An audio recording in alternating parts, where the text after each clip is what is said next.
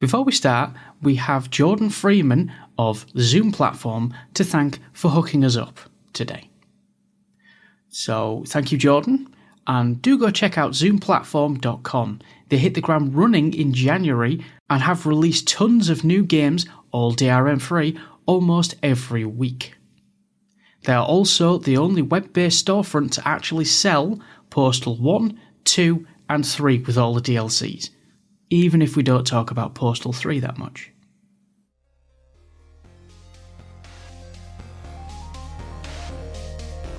From active time battling to zombie slaying, Waffling Taylors covers video games and beyond.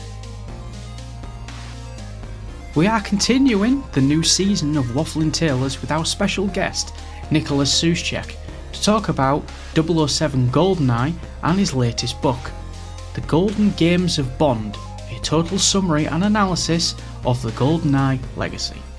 We cover his book, the film, and the iconic N64 game in detail, as well as a look back at what we thought of the film, the game, as well as our favourite memories from back in the day. It's worth mentioning that we recorded this episode on 007 GoldenEye before a confirmed release date was put into place for the Nintendo Switch and the Xbox systems. So without further ado, here it is, Episode 3, 007 GoldenEye License to Book.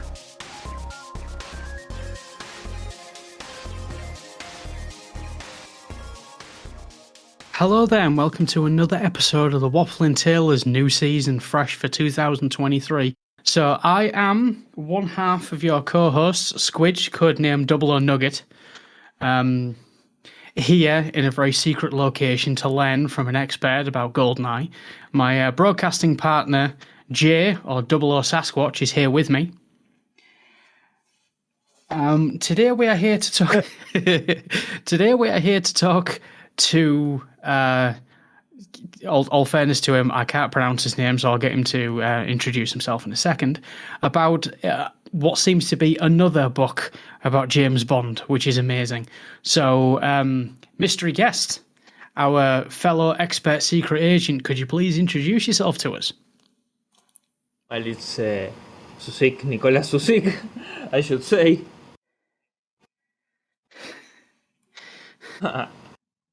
Awesome. So, I say it's quite good. You know, it's funny because I don't, as a kid, I used to introduce myself like Bond, but now I've grown up and I don't do it that often, but, well, it's, I'm Nicolás Suszczyk. Well, you know, you're as old as you feel. You can introduce yourself like Bond if you want. Just don't shoot me. That's all I'm asking. No, it's okay.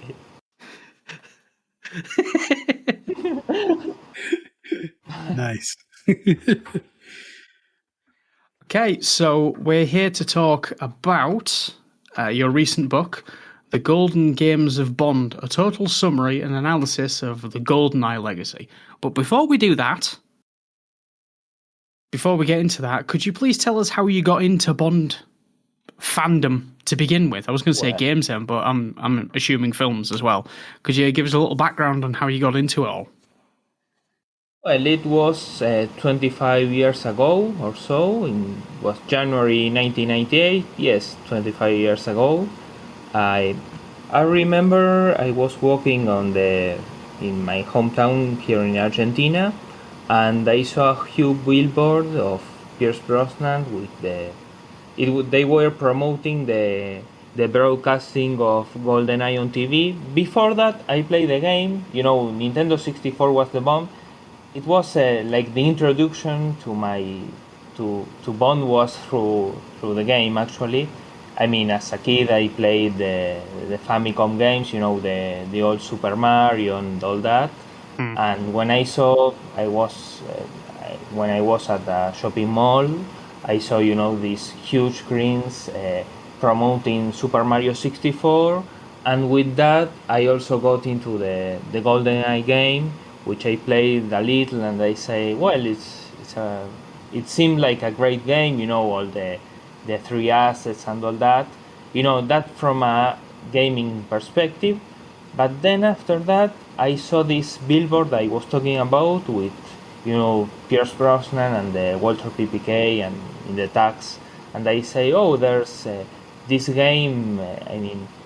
There's a film out of this game. I want to see it. And then with my parents, we sat together when it was showing, and that was the beginning.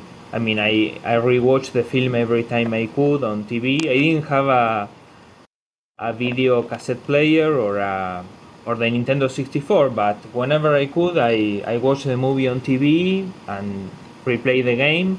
And since I couldn't play the game as much as I wanted, well, I started watching the film the more I can, and I started reading everything about Bond, buying the books, watching the old films. I started with the Roger Moore ones, then I moved to Connery, to Dalton, and, well, years later I kept watching all the subsequent Pierce Brosnan movies and collecting everything about Bond.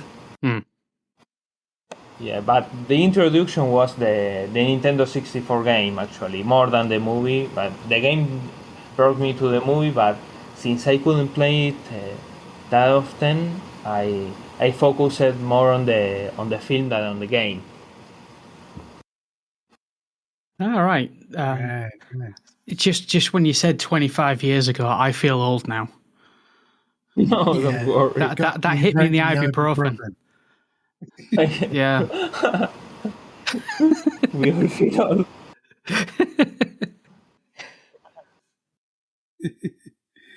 Excellent. So you got into James Bond via the films, which you got into James Bond via the games, which brought you to the books and the films, right? Yeah, the GoldenEye game took me to the movie. I rewatched the movie a lot, and GoldenEye then took me to the whole universe of Bond. I focused, like I said, more into the films than on the games, because of course I didn't have the hardware to play them. I didn't own a Nintendo 64 and all that, so whenever I could, I went to my dad's, who had a video cassette player, and we rented the tapes, the VHS. He instructed me into the Roger Moore movies, the Connery movies, and that's roughly how I became a Bond fan and a sort of an expert on the subject. Nice, I like it. Okay, so really quick fire question to begin with. Yeah. Favorite Bond actor? Pierce Brosnan. Pierce Brosnan. Okay. Yeah. Nice. Okay, just a quick fire one I had to get in there. Of course. I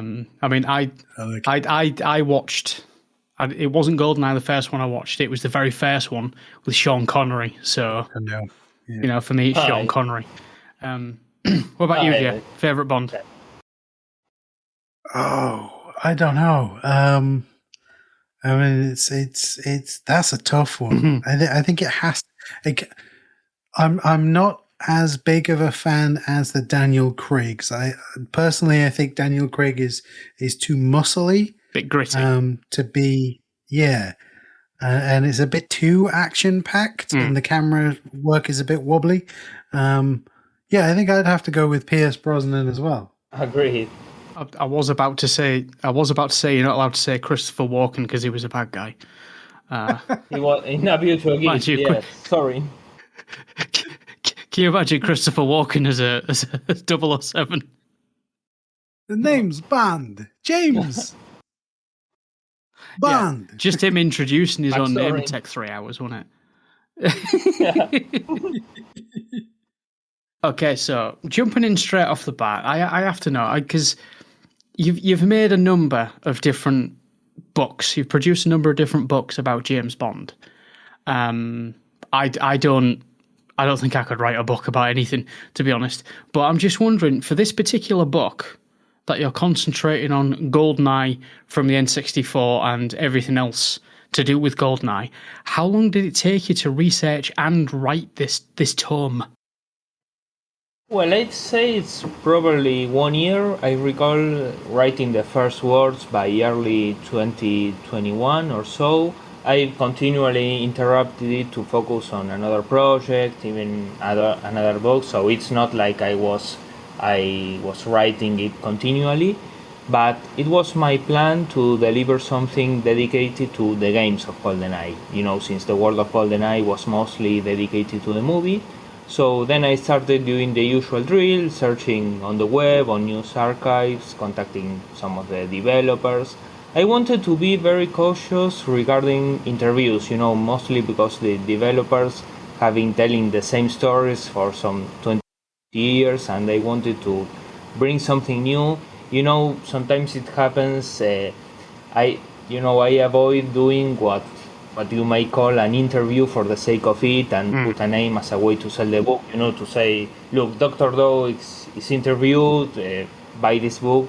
I didn't want that. I wanted to be the quote and the interviewee to be functional to the progression of the text and bring something we have never heard before. For example, there's Adrian Smith, which is one of the developers. He explained me how he came up with the dead screen, the blood coming down, or how the health cards were inspired on the bezel of Bond's Omega Seamaster watch. He told me a couple of things about E3, which there were some contradicting views regarding if the game was a success or it wasn't on the E3, sorry. And there were many different points of view regarding this performance, and Adrian gave me a reason on why these people had different perceptions. So it's basically going back to the book. I say it was probably the most complicated book I wrote because I'm not a gamer. I played video games like I said from the days of the Famicom.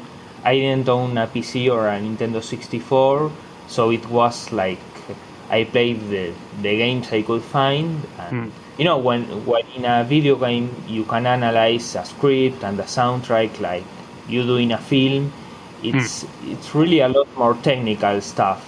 For example, in a movie you can talk about a director or a camera shot and all that, but in a games you have to go more to the point, to the what is the technical aspects, the playability and all that. But thankfully there was my friend Jack who helped me a lot, and Jordan, of course, from Zoom Platform, who his comments I think made the book a lot richer. So did Steve Alkent, the author, and he helped me a lot with his experience. So thankfully I counted with a lot of great people who helped me on these technical aspects I'm not very familiar with, so to speak. Absolutely. I have to echo your sentiments there towards our mutual friend Jordan of Zoom Platform. He's an amazing person. Yeah, indeed. And he put us in touch with Stephen Kent as well. He's a wonderful person. Wonderful person.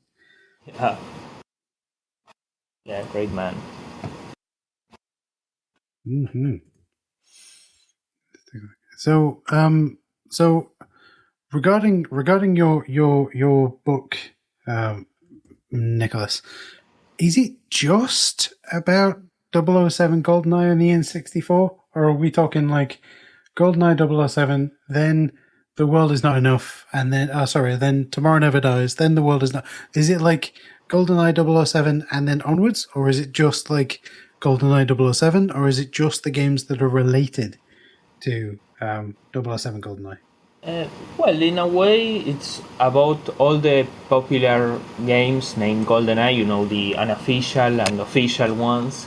In many ways, every game with GoldenEye in the title were a consequence of the Nintendo 64 game. For example, you have GoldenEye Rugation, the spin-off where you play this Bond villain, and then you have the 2010 game for Nintendo Y, which remade the story to fit Daniel Craig's take on Bond. They went as far as bringing Bruce Firsten, who was the screenwriter of the original film, the 1995 film.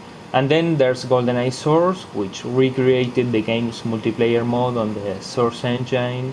and of course the recently leaked XBLA version, so I included all of those and also a chapter dedicated to the freeware mods, Waffling 64, and then there's a little space for the lesser known GoldenEye games, the pinball released by Sega, the handheld version by Tiger Electronics. I felt it's very short, but I felt I had to mention them somehow. So it's all about really GoldenEye and the video games. In the same way, the world of GoldenEye analyzed different aspects of the film. This one analyzed why was that GoldenEye 007 was kind of a ghost behind all the developers of future Bond games, and why every time EA or Activision returned to GoldenEye and there was so much noise and about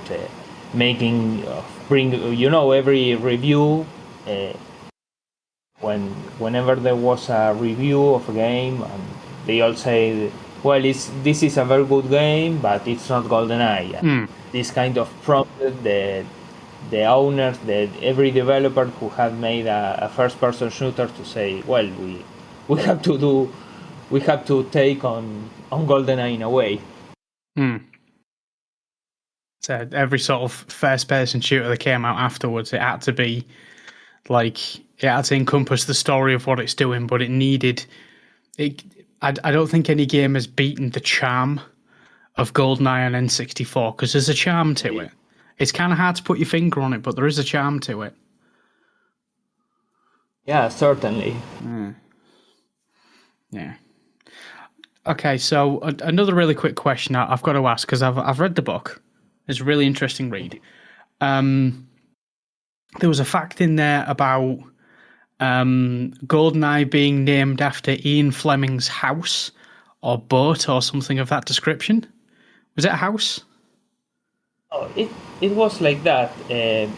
Ian Fleming bought a house he was a naval officer, a naval intelligence officer, and he went to Jamaica to attend to a conference, and he was fascinated with the island, so in a future he bought a house, he built a house and he named it GoldenEye, and the name he took it after an operation in the Second World War. He organized different kind of operations in wartime, and well, he named his residence GoldenEye after this operation. There are other rumors that point out that the house was named like that because Ora Cabeza, which is the city where he built the house, means golden head in the language, so it's golden head and the golden eye of the golden head. So to speak, others point out that he was reading Reflections of in a Golden Eye, which is another novel he apparently owned. But there are many reasons, many rumors regarding the origin of the name, but I think the ones that were close to him, that have been interviewed, all point out that this was a wartime operation, and he named the home after this wartime operation. And then when we had the films and all that. Well, in fact, there's a book, I haven't written it, but there's a book that details how this Operation GoldenEye was, that has something to do with preventing, I think, the fascist advance on Spain. I think it was on Gibraltar. Interesting. Right, I was actually. That's the origin of the name. Yeah. I mean, you've just obviously answered the question I'm about to ask, so I'm still going to ask it anyway. I'm still going to mention it. I was going to ask, where on earth did you find that fact out? But you've just said interviews and stuff. I was going to say, I never knew that. Oh, there have been a lot of books regarding that and articles. There were books also written regarding Ian Fleming's life that that talk about these subjects, there were a little bit, when you read, for example, the Life of Ian Fleming by John Pearson. I haven't fully read it, but the life of Ian Fleming has been explored. There's also a telefilm curiously named GoldenEye, which in 1989, where Charles Dance played Ian Fleming. This was before this movie with Pierce Brosnan. There was a telefilm named GoldenEye, and well, there you have all of Fleming's experience in the World War, how he planned a couple of operations. He rarely saw action. He wasn't like the kind of man you imagine Bond to be. I mean, Fleming wasn't exactly a clone of Bond, but he inspired the character on people that he sent to the front. He was more like an M. He was sitting on a desk and planning operations, and one of them was this GoldenEye. So more of an intelligence officer. Yeah, exactly. Yeah. Nice. I knew about the operation, but I didn't realize that he sort of literally took the name of it with him for the most of the rest of his life. That's really cool. Yeah. I do actually. I read years ago now. I actually read the book. I only remember certain bits of it. Casino Royale. By Ian Fleming. The novel. And there's one line that'll always stick with me, and I think it's the first line in the book. It's something along the lines of James Bond sat in the casino and lit up his 60th cigarette of the day. That's all I remember, and that's all that stuck with me. All this time I thought, that many a day? Seriously? Yeah, the chain first smoker. It's funny. Yeah, Fleming, like Bond, was a chain smoker. Yes, in fact, the novel was what was most interesting. That was that Casino Royale is a very atypical Bond novel and Bond adventure in general, because there isn't much action. His mission is to beat an enemy, a Soviet agent on the casino, and so that a compulsive gambler, he has to beat him so that the own Soviets will kill him for his betrayal and for misusing the funds of the Soviet Union. So that's basically his mission. He trusts in his gambling knowledge, and you have Fleming transmits you all this sense of a casino in the south of France with the smoke, and you see he describes the girls and the tension, and he describes the guests. Then there's I think an importer, a Frenchman, and an Italian, and it's he really places you in that setting.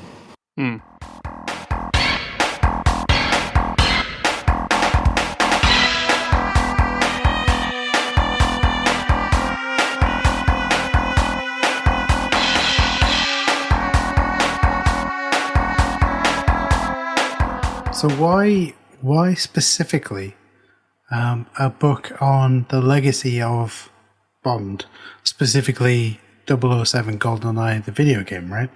Like, could you not have? I mean, maybe I'm giving you ideas for another book. Maybe there isn't a book there. Like, what about any of the other 007 video games, right? Like 007 The Duel on the Mega Drive / Genesis, which wasn't related to any movies whatsoever. Yeah.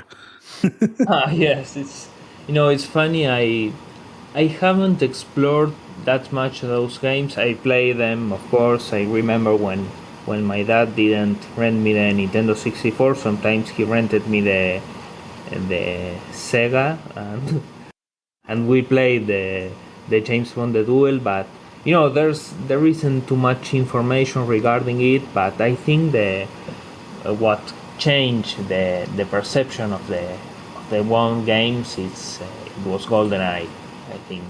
Well, regarding I am in fact thinking of making in a near future another book regarding the, including GoldenEye, of course, but talking about Tomorrow Never Dies, The World Is Not Enough, Agent Under Fire, Night Fire. It's still on development. I'm on the research phase, but I hope to be.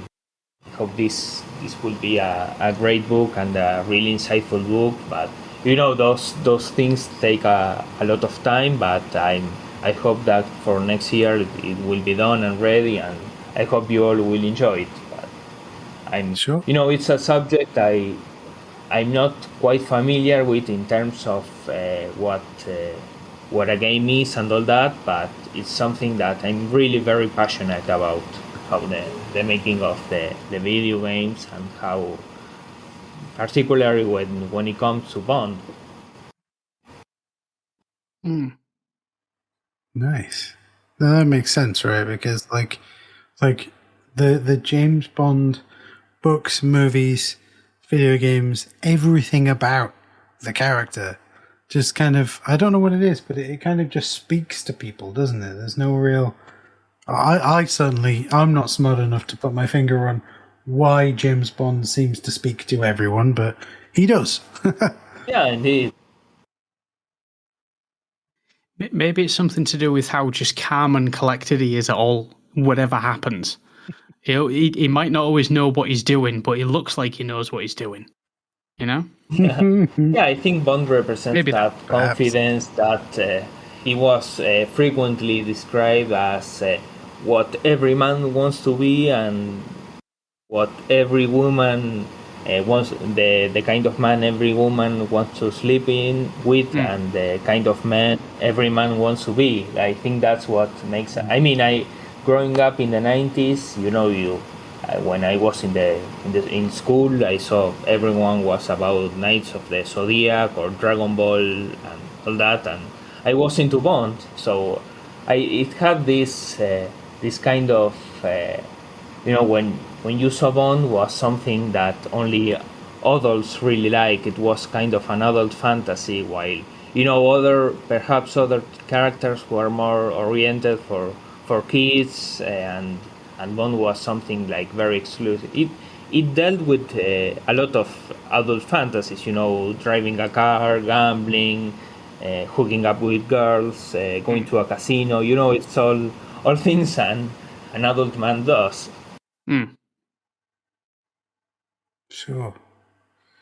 Sure, yeah. It's I think that's what makes Bond attractive. Yeah, totally. Yeah. Like you say, women want him, men want to be him. That's it. Nice. So, what we did before we hit record was we asked a whole bunch of people in the community. We asked on the Zoom platform Discord, go join their Discord because those people in there are amazing. I'd definitely go check out Zoom platform because they do a lot of all of their stuff is DRM free. They put a lot of effort into it. They're the official licensees of a whole bunch of different games, so definitely go check that out. But we got some comments about, because what I was thinking is, if it's okay with you guys, is we can maybe talk a little bit about like our most memorable, or if we can still remember them, our first experiences with GoldenEye. And if it's okay, I'd like to start with just sort of reading some stuff by some members of the community. So there's Malvinius Serrano from F York. I apologize, I've just mispronounced your screen name completely. But they said that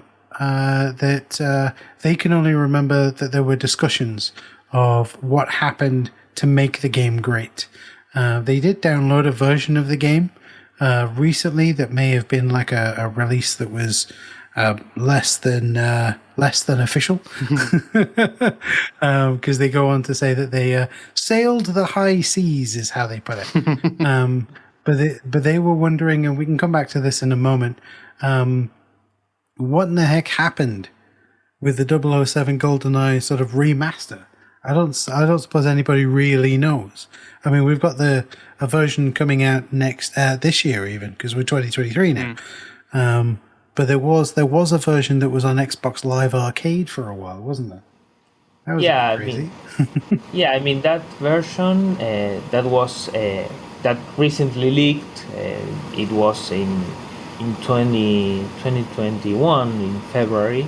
It was we all knew it existed, and at first I remember in 2007 or 2008 there were comments on a forum of someone who said there's a remastered GoldenEye out there for XBLA, and then it was cancelled, and everybody thought this guy was kind of a hack, promising something to gain attention, and then an Xbox magazine revealed that the game really existed, and then we were treated to videos and all that, and finally someone leaked it. There's what happened. As far as I know, there have been disagreements between the corporation handling the rights. The official version is that someone at Nintendo turned it down when it was almost done.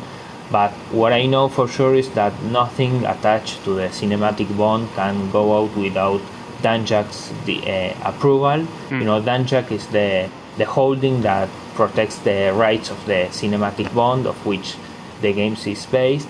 And when I was doing my research for the Golden Games of Bond on the GoldenEye Rugation chapter, I've learned that I can affirm this, but this was quote in a reliable Bond site that they weren't too happy with the way GoldenEye 64 turned out. They thought that Bond did nothing more than going around shooting people with a gun, and that's why from Tomorrow Never Dies and The World Is Not Enough onwards, if you shoot down an alley on the mission, the mission that's it. The mission is interrupted, and you can keep playing.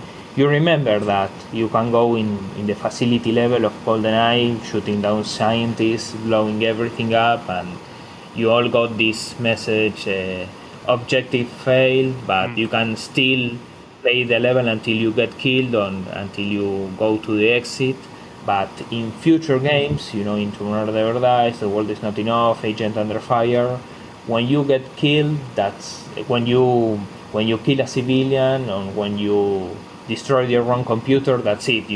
The fun is over. You have to restart. They are more legal, and I think this happened because Danjak didn't want this thing of having fun, so to speak, by harming civilians. And well, I think so that I'm saying that to explain why maybe they were against a release of GoldenEye in 2007. This was also the Daniel Craig era, and they were planning this game of Quantum of Solace in 2008. So this was kind of conflicting, so to speak. Maybe I'm not sure if Nintendo said something that was the official version. Probably someone out there denied it, but I'm sure what I'm thinking is that even if Nintendo had approved it, the last word would have come in from Danjak, because they control the rights. You can do nothing without their approval. For example, you can do, if I was a filmmaker and I wanted to do a Xenia Onatov spin-off or a Boris Grishenko spin-off, for example, and hire a cast and all that, I couldn't do it because Boris Grishenko, Natalia Simonova, all the GoldenEye characters they belong to the cinematic bond, which is controlled by this company. So to speak, they have the awarding of everything. Sure, and that kind of makes sense when you have that many people whose job it is to look after such a very important IP. You get a lot of people who want to keep it safe, right? Because one bad release can destroy the legacy of, Bond goes all the way back to the 60s, right? So that's 60 years of content, right? It's so easy to put something out there that is dreadful, that could perhaps go against the spirit, and that's it. It's game over.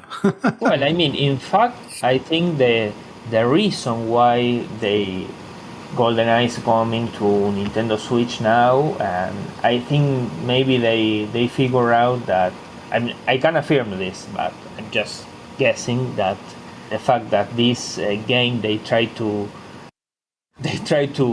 make everyone forget was leaked. They realized that there is a good there's something to capitalize, and that the game they don't like too much is the game most gamers want. No game could be better or could have the same impact that GoldenEye had. So that's why it's coming. In the last chapter of my book, I mentioned about this return of GoldenEye 007 for Switch, and one of the points is that the story isn't closed because many have observed that there isn't a big change, because it's the same N64 game with improved graphics, but others have been said that when playing on an emulator is the emulator is a better experience than this game that is coming for the Switch. So because the graphics are even better on the emulator. So there is still no justice, so to speak, for a new version for a high definition version of this Nintendo 64 title. Sure. Lots to think about there.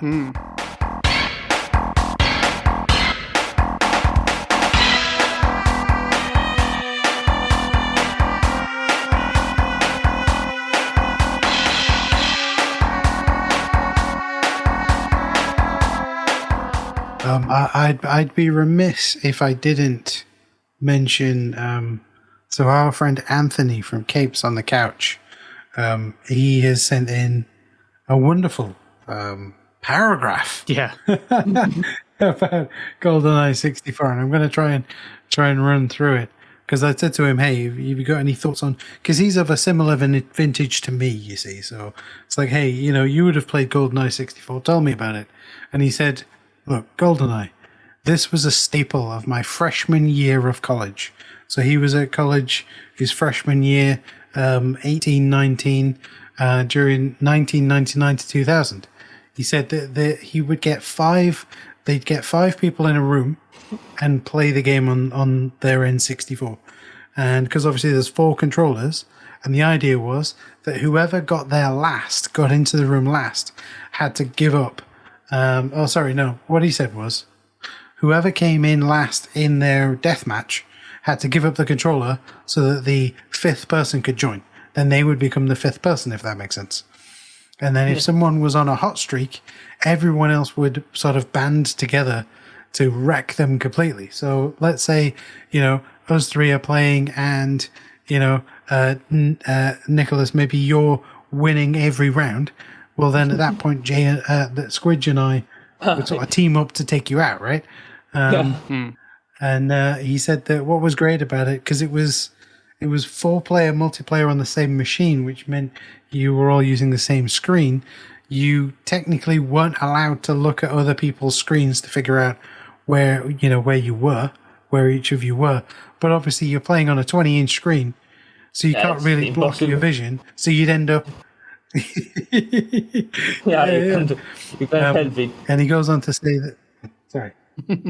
Yeah.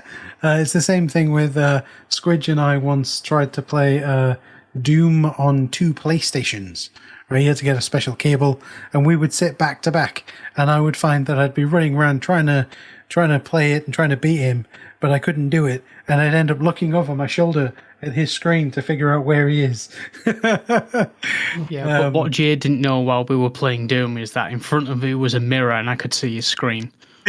I'm coming clean right now, but I could still see it. But I didn't look at it. I didn't look at it too much, but I did cheat. Yeah, I don't know what to say to that. Anthony goes on to say that he remembers playing an ungodly number of hours of GoldenEye 007, and that he'd play right up until the wee hours of the morning and ordering, takeaway chicken or whatever at 12:30 just to be able to keep going. He doesn't remember the name of the people that he played with, but what he cannot forget are those nights. So whilst he can't remember the names of the people that he plays with, he can remember those evenings, that experience. And I think that's where it all comes from, right? It's the experience we all have. Because I think GoldenEye, just shifting slightly into my perspective, I'll come back to the rest of Anthony's words in a minute. I feel like GoldenEye was that sort of, if you'll pardon the pun, it was a game changer, right? Yeah. Everyone of our age, I mean, I'm slightly older than both of you, so that's fine. Every one of us will remember the first time we played, or will have that special memory of playing a game of GoldenEye. And what I'm going to do is I'm going to shut up for a minute, because I've been talking for way too long. Yeah. Oh, before I forgot, you were asking me about the book, which book dealt with this GoldenEye operation, and there's Operation GoldenEye by Mark Simmons. That was one of the books. I haven't read it in full, but Mark Simmons wrote an article on a magazine or in an online publication, and that's where I took where he explains the origins of the GoldenEye operation and how everything is. So if you can Google, it's Operation GoldenEye by Mark Simmons.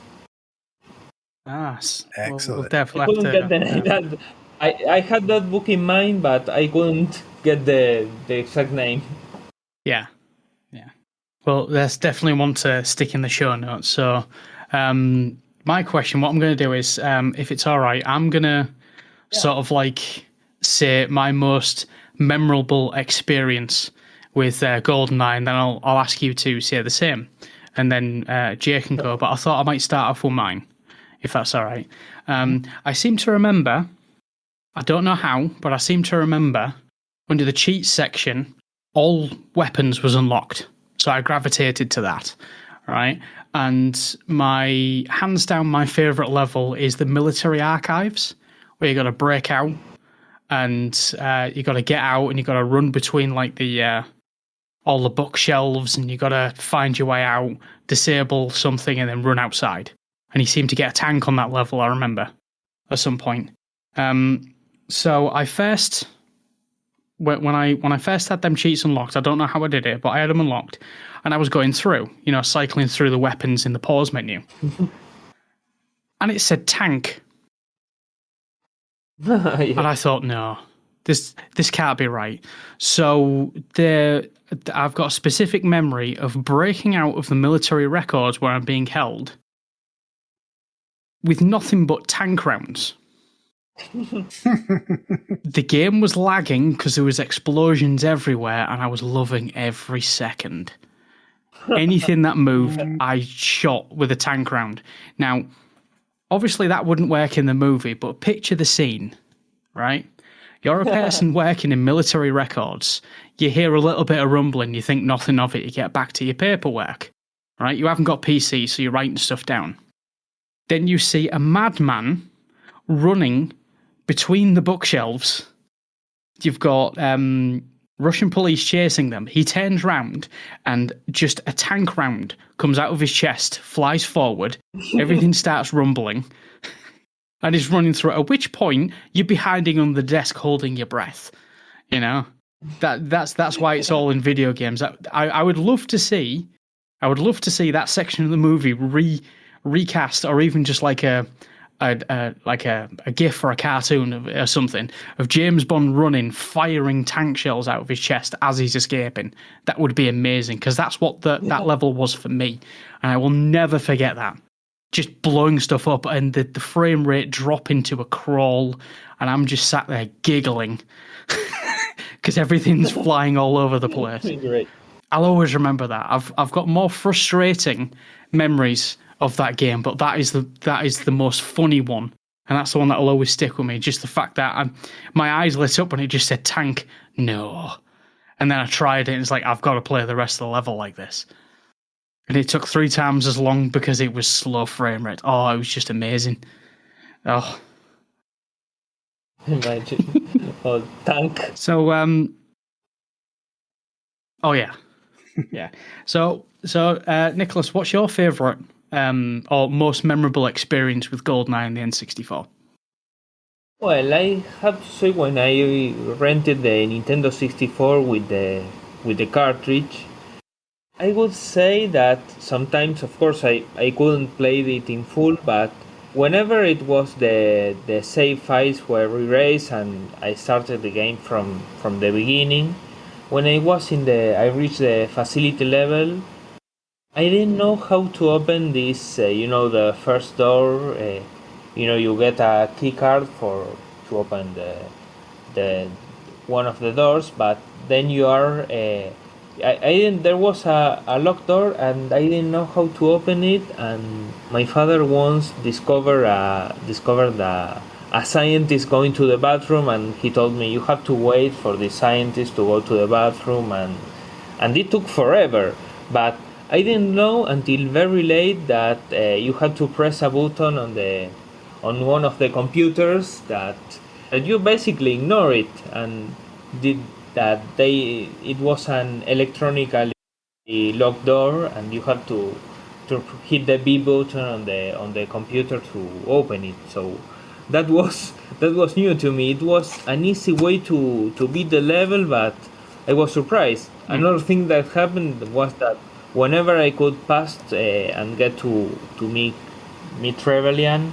there in the bottling room, I used to do exactly as in the movie, and I waited for Oromov to shoot Trevelyan, and then I got shot by the guards because I didn't figure out that I wanted to do it just like in the movie, and it was funny.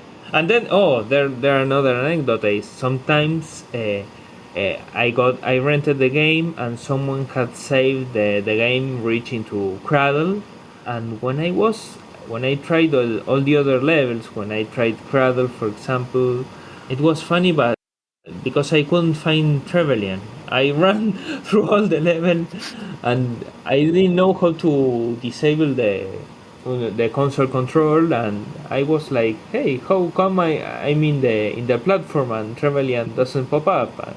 Now I know I have to enter to the room where there's the drone gun and Trevelyan is waiting, but back then I was a kid and I was just going through the whole map with guards shooting at me, and I was like, hey, how come Trevelyan's not here?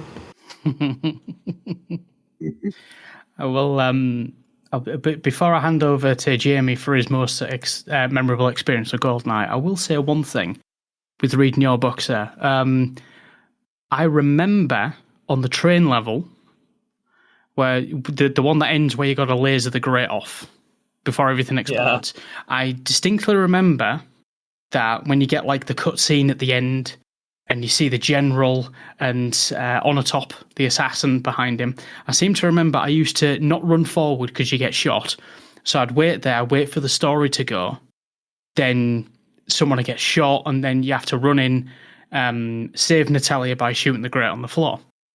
What I had no idea about until I read your book is that if you shoot the assassin, you get an extra amount of time to get the grate on the floor off. Never realised. I remember doing it once, and I thought it was novel, because I was running through like a man possessed, right? Trying to get the level done because I had very little health left. And I thought, I see her, I'm just going to shoot her in the face and then run forward, then I can complete the level. It never clicked that I actually got more time to laser the grate after I shot her. And it was only when reading your book that it clicked. And I thought, yeah, I did. I got more time. How did I not realize this? So it was only from reading your book that I sort of clicked that, yeah, you get more time if you just try and skip the story. Yeah, never clicked. It's a funny thing because it's something that has been widely known even before for some years, but I think it happened to you because the game doesn't alert you or tell you time extended. You have a couple of extra seconds, but it's not announced. I mean, you see that nothing happens, and then you have Alec telling you good luck with the floor, James. But it's not like it's like a hidden bonus, so to speak. Yeah. Yeah, it's one of those where I'm sure on some level I knew, but it just, I wasn't aware of it at the time because I was in a blind panic, So Jay, come on, give us your most memorable experience of GoldenEye. It's all about that multiplayer. I knew you were going to go there.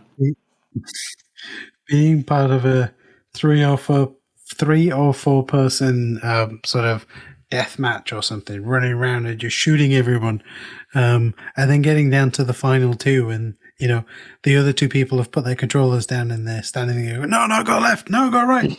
And then they both get fragged at the same time because someone set a mine on a wall that nobody saw. Yep. And kaboom, they get wiped out at the same time. That sounds like something I did. That's where the fun is. It may have been, I don't know. Yeah. Oh, there are lots of great experiences. Oh my goodness. It's funny because I never really experienced the multiplayer mode as you guys, because when I rented the console, it always had a single controller. One day I think they brought another controller. We rented it, and the woman at the video store where we rented it, she told us, my dad actually came back and said, oh, she gave me an extra controller, so we tried the multiplayer. Oh, and another funny experience, when I've read through magazines that there was a character selection screen, and I say, hey, how come this? So I read that you needed to install another controller, to plug another controller, so you could go to this character selection screen. So I remember I say, could I play like Xenia just to try, or like Trevelyan? And I remember going to the multiplayer, to character selection, I picked Xenia, and then I went to the single player mission, and I say, but I'm not playing as Xenia, I'm playing as Bond. I thought this mission selection, this character selection also applied to the actual game. It's funny. I thought it was kind of a hack to do this. So there are lots of anecdotes. Yeah, like a bonus unlockable, that kind of thing. Yeah, exactly. I actually have, right, and I'm looking at it from where I'm stood at my desk, right? I've got my TV. I've got an old school TV. It's a flat screen TV, but you can plug all your old consoles into it. I've got an N64, which I bought in really good nick recently, because my old N64 it's really old, and over the years it's been battered, so I got a new one. And I've got a multitude of controllers, and I have GoldenEye, not the official box, but I've got the cartridge in a box that holds it.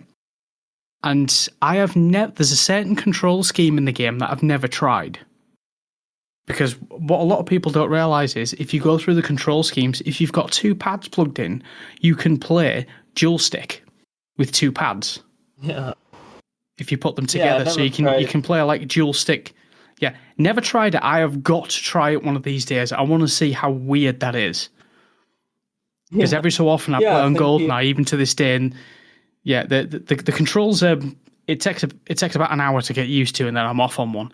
But I've never tried the dual stick control. I've got to try it one of these days just to see how weird it feels.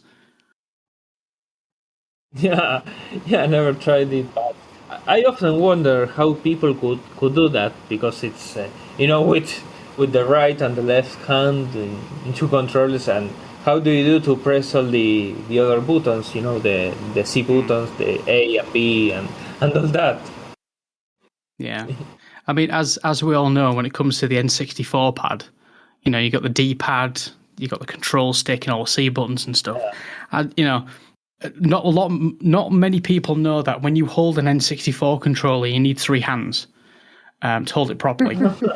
To access everything. So you need three hands. So I have no idea who modeled that pad, but it's a unique one. I'll say that. It's funny what I'm going to say, but I found from my experience with gaming that I feel quite comfortable with the Nintendo 64 controller. I mean, when I play, for example, first-person shooters, I feel it's more comfortable to aim and to shoot that, for example, on the traditional PlayStation controller.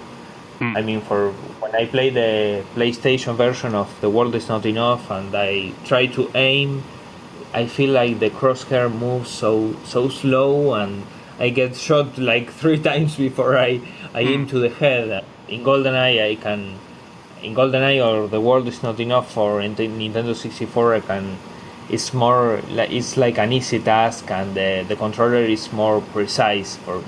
For example, I never felt that uncomfortable with the N64 controller. Maybe I got used to it. I will give one more tick in the column for the N64 controller. There isn't one game that I have played on the N64. Not one of them ever didn't include a control scheme for left-handed people. Mm-hmm. So instead of C buttons, you had the D-pad along with the C stick. I found that just a little touch on every game I've ever played, and I thought, if you're left-handed, N64's got you covered. Not many other consoles do that. So just a nice little touch, Yeah, quite inclusive.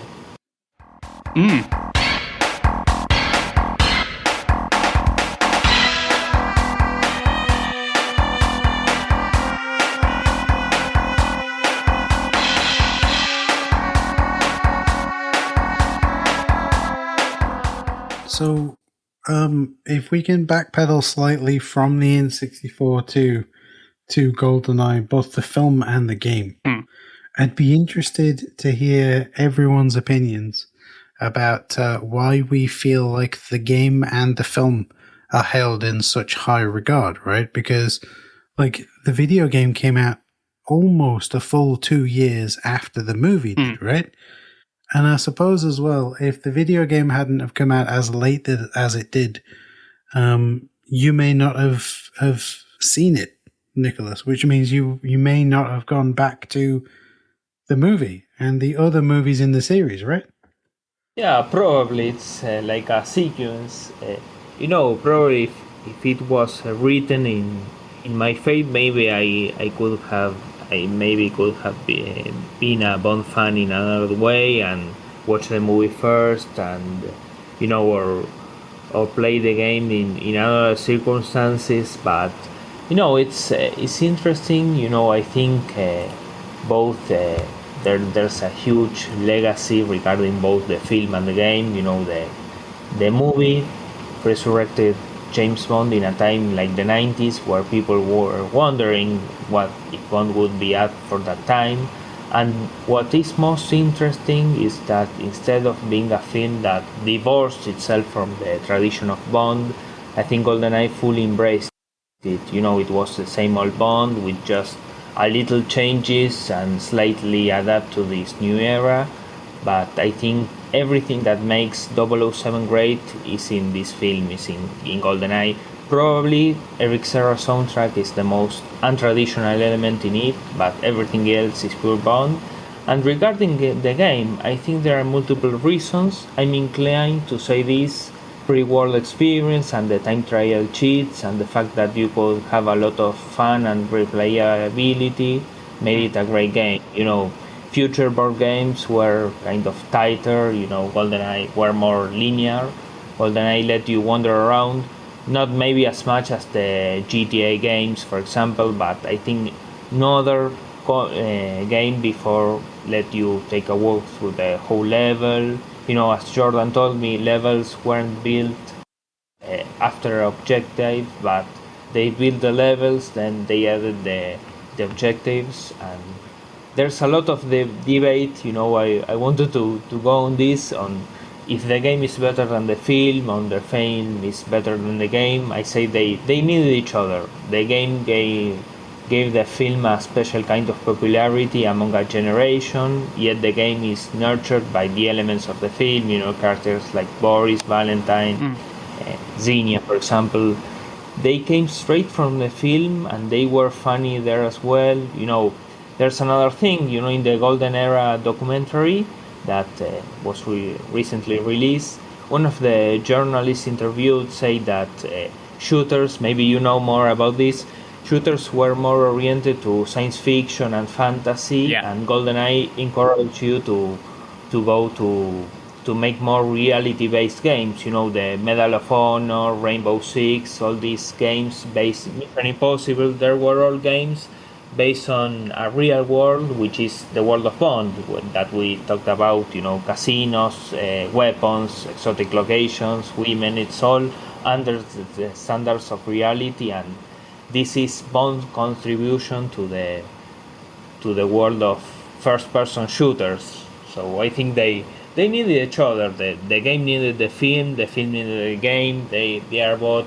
I became more used to the film than the game, but I think they really needed each other, and they helped each other, so to speak. Yeah, I can only add to what Nicholas has just said, but the it was a number of years between the last Bond film and GoldenEye. There was a lot of speculation. How are you going to bring Bond into the 90s? How are you going to do it? And what we got was something that was strangely believable, very poignant. It was bringing all the technology in. You had the new gadgets that everyone believed would work because it was presented in such a good way. You had a new and fresh version of James Bond tackling what seemed to be, real world problems, not just this fantasy setting, mixed with pure action, to which the previous Bond films, it blew out the water, and you still had that element of humor and even campy moments, campy humor, that kind of thing. You still had them sprinkled in as a throwback, right? And then when it came to the game, apart from some levels that were exclusively for the game, you had it following pretty closely to the movie. And, it was, to my knowledge, I don't want to say the first-person shooter on the N64, but it was one of the first, and set in a real world. So it wasn't like Turok or, any of the first-person shooters around that time that got released. GoldenEye was... It sort of set the standard, right? It was a trendsetter. It set the standard. How was you going to play first-person shooters on an N64? Well, this game's going to show you how. Even to, I'm going to take something from the book that you put. The first screen you see after N64, right, is you get the BBFC sticker, and it says GoldenEye, rated 1 to 4 multiplayer. Just little touches like that. Yeah. It just... The minute it shows up, it immerses you and drags you in. And it's you cannot help but dragged into this game. And then you find out, other than the story mode, which you have passports, so you had 4 separate save files, you could shoot the living crap out of each other in multiplayer. Mm-hmm. You didn't get that in the film, but you can imagine, you saw the characters in the film shooting and fighting each other constantly in different situations. It was either in a jungle or fighting each other in a sauna or on a massive relay dish, stuff like that. And you think, well, I can do that in the game now. and Bond doesn't always win. And the people I'm fighting against will swear at me, slam the pad on the floor, and then walk out. You know? It's very much an interactive continuation of the film. And even though there was 2 years apart, you know, from the release of the film to the game, it's like you just got sucked straight back into it. You wanted to watch the film as you progress through the game, and then the game's got extra bits. And then, you know, from its release for like 2 or 3 years, I still remember it sold gangbusters. You know, it just sold out everywhere. And it was just an amazing experience. And I can talk to any of my friends and just say GoldenEye, and they just start telling me stories of when they played it. So it's very much a staple of the 90s, and it's a very much a loved talking point. And I don't know anyone who played an N64 back in the day who didn't play GoldenEye. You know, you say to them N64, they'll go GoldenEye. So it's just it hit that nail on the head, and it was just on everyone's lips for talking about it. It was just GoldenEye spread like wildfire. 2 years apart, but you know, everyone liked the film, and then everyone liked the game. It just it was just amazing. The game's amazing. I'll stop gushing. Yeah.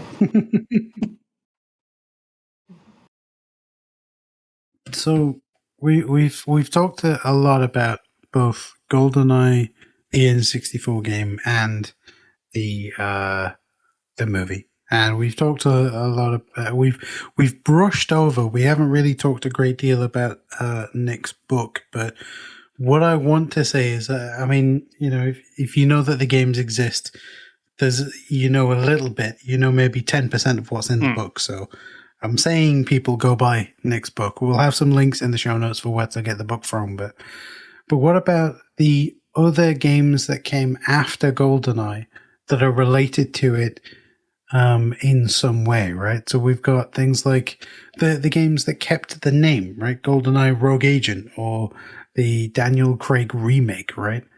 Are they, in your opinions, in the opinions of both Squidge and Nick, are they related to GoldenEye proper, or are they just using the name to try and sell the game? Well, I feel like they are just using the game. You know, in fact, Danny Wilson, who is one of the interviewees, he wrote GoldenEye Rogue Agent, and well, he told me his original idea was a confrontation between Goldfinger and Dr. No, a game based on the Bond villain universe, and then the executives kind of told them that this game had to be called GoldenEye, and he thought this didn't turn out so good, because, you know, they were fighting with one of the greatest shooters of all time, and it was in a way like having 3 days of boxing training and then going to fight to Mike Tyson, so to speak.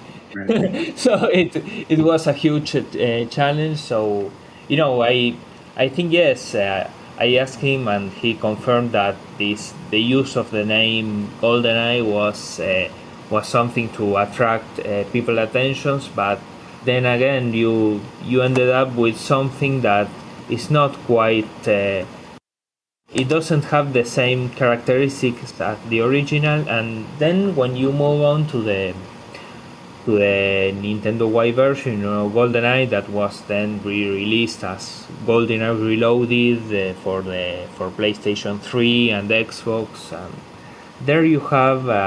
It's a pity, because, you know, I love Bruce Firsten. I think he's one of the greatest screenwriters of Bond, and he worked on this game. But I felt when for what I played, that it's kind of you know, all the shine that the original film and the game has, you know, these exotic locations, this setting, these characters, is kind of lost in this new version.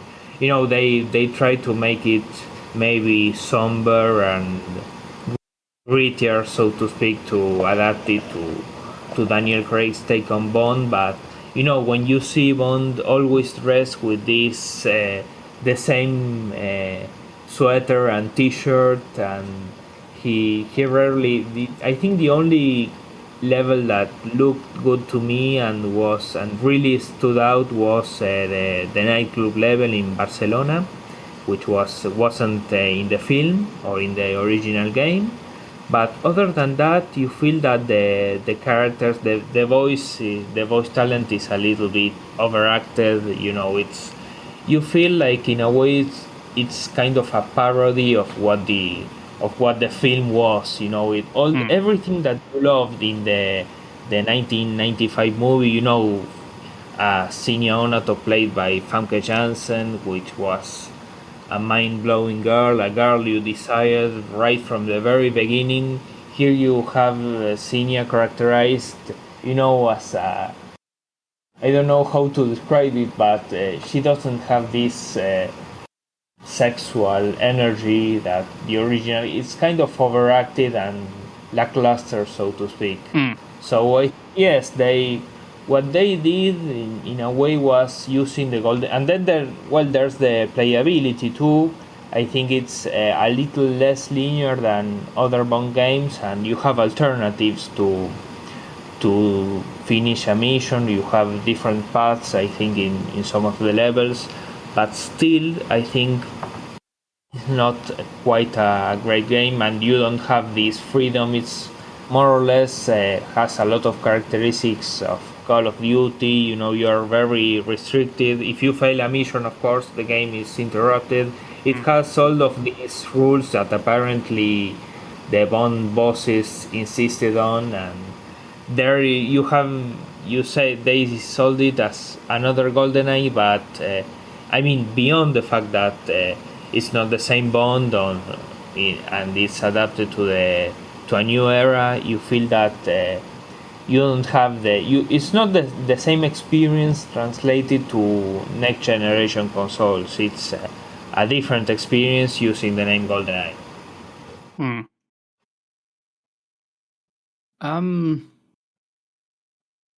I think the way I can describe it is, there was 2 years apart, but GoldenEye the movie and GoldenEye the game is like a pairing of wine and cheese. It just works. Okay? Yeah. It just works. Of course. Whereas the games that had GoldenEye in the title, whether it was related to GoldenEye, on the coattails of GoldenEye, or just using it as a marketing ploy, it was like chalk and cheese. Somehow it didn't work, right? And I think, I'm gonna paraphrase what you said. It's sort of like, especially with the Wii game that was ported to the PS3. It was more like Call of Duty. A lot of the charm was taken away. You had it was grittier, but you had like the multiple paths. Well, you know what? Get rid of the multiple paths. I'd rather look at the floor to move quicker. Right? Yeah. I can understand from a marketing point of view slapping on GoldenEye and you'll have eyes on it, as something on the title, GoldenEye Rogue Agent, GoldenEye whatever, GoldenEye Racing, GoldenEye Kart Racing, whatever it is. The thing that's missing is the charm, the quirks, the blocky graphics, which for at the time was mind-blowing, especially for an N64, right? The control scheme. The charm of not having anything on the game read out to you. It was subtitles, or you read the dossier beforehand, and it's not sort of inserting grittiness. It's just I think GoldenEye Rogue Agent is the only GoldenEye sort of spin-off I haven't played, but the rest of them, it just lacked that charm. And whether it was blocky, it dropped frame rates, or it had a certain amount of sort of jankiness to it, the charm's there. It's always forgiven because it's got that charm. The ones afterwards just didn't. And the thing is, not only did it not have the charm, but the replayability's gone. Yeah, whether they add multiplayer there's in or also not, the replayability is gone. Yeah, there's also the thing about the colors. All the Nintendo 64 games were very colorful. I remember everything was satirized. Like the greens look very green, the reds look very great. It happened in Super Mario 64, and it happened in most of the GoldenEye levels. And here, when you played the 2010 version, you feel everything is gray, everything is dull, except for the nightclub or maybe the jungle mission. Everything looks like boring, dull, it's repetitive. It's they ripped out everything that made the game vibrant, so to speak. Yeah. We want a James Bond that, even though he's quite stealthy, sticks out like a sore thumb because it, like all of the environments, it's all bright and colourful. We don't actually want a game about a secret agent that's all stealthy and stuff. We want, all eyes on us and, colour more than just grey-brown shooter. We want colour. Yeah, of course. Same here. So what I'll probably say, chaps, is we have a few more things that we'd love to talk about, but obviously, we're going a bit long, that's all. And I wonder, would it be possible, Nicholas, if you could tell the folks who are listening the best places to go to learn more about the books, plural, that you've written, and any other sort of GoldenEye resources that you would recommend people check out?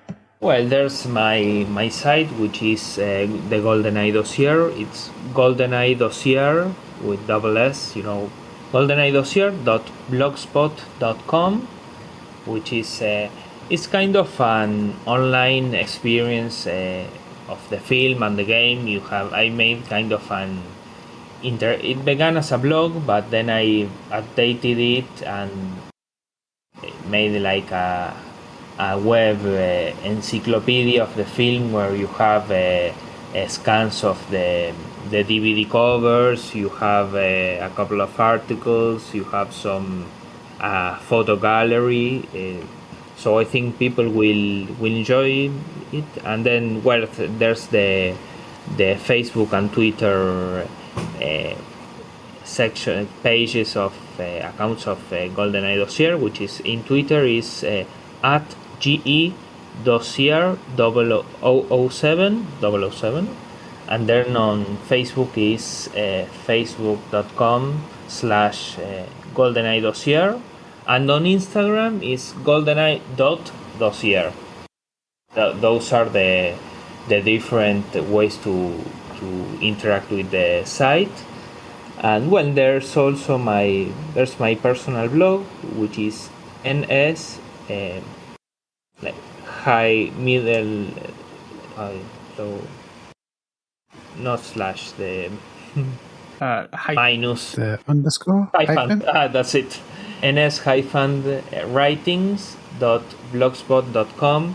There are most of my articles. I reproduce them there with a link to the original site, and there you have all about or in Amazon. If you Google my name, you will find all of my books. Of course, the Golden Games of Bond, the World of GoldenEye, and also there's a book I've written about the Pierce Brosnan era Bond. There's another one of the James Bond trailers. So I've written, I think, there's a one about Die Another Day, which is Pierce Brosnan's last Bond film, which I think has been unfairly trashed lately, and I think it has a lot of redeeming qualities. And so there's where you could find me. Amazing. I'll make sure that there are links in the show notes for everyone. So if you're listening along, click through and there'll be a link directly to that. So I guess all that really remains to say, Nick, is thank you ever so much for spending some time with us today. Oh, it's been a pleasure. Oh, I've really enjoyed it. Wonderful, yeah. It's been Yeah, I have too. it's been a nice nostalgic blast to talk about GoldenEye. I'm in fact looking forward to connect with more 90s nostalgic, so to speak. After my site is now it's still of course a website dedicated to a James Bond movie, but since I'm not very fond of the way the franchise has taken particularly with the most recent Bond film, I think I'm more than open to welcome, everyone that has fond memories of the 90s games or the 90s movies, of which GoldenEye, both the film and the game, were part of. So everyone will be more than welcome. Yeah, definitely. Awesome. Well, yeah, thanks for sharing some time with us today, Nick. I really appreciate it. It's been awesome. Oh, It really has. Thank you. great. Thank you, everyone.